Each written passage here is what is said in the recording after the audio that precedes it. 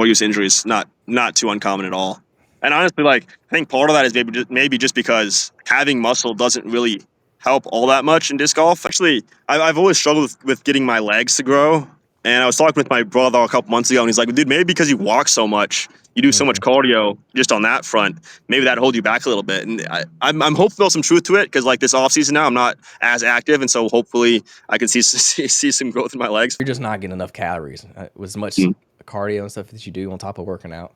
Yeah, it's gonna be hard for you to put on. I have the same problem. I have a Yeah. very high metabolism, so it's always hard for me to put on muscle. So I have to eat like 4,000 calories plus for me to put on any weight. I think the best gains that I make in like a lifting sense for disc golf is just injury prevention. I feel like if I can be strong and surround all my joints and ligaments and all that stuff with muscle, I feel like my chance of injury goes down. And I've been blessed to avoid that for the most part for my career also.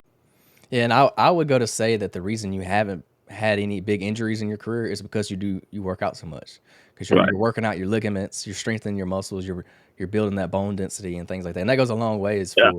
for preventing injuries. It's known that disc golfers get injured a lot, especially in their Yeah. arm, like elbow area. It's very Totally. it's a very serious thing nowadays. Because you're Right. playing tournaments almost every weekend. So that's Yeah. a lot of strain on the body for sure. Yeah. Overuse injuries, not too uncommon at all.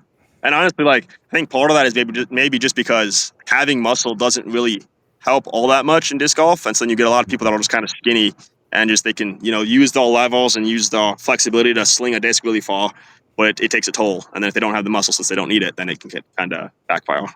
Yeah, there's definitely a point of diminishing returns when it comes to muscle on your frame for disc golf. You Yeah. almost want less muscle. You want to be more lanky when it comes to disc Right. golf. Yeah. So the muscle kind Long of flexibility. yeah, Yeah. it hurts you in your disc golf game, but then it helps prevent injury though at the same time. So it's a win lose situation there.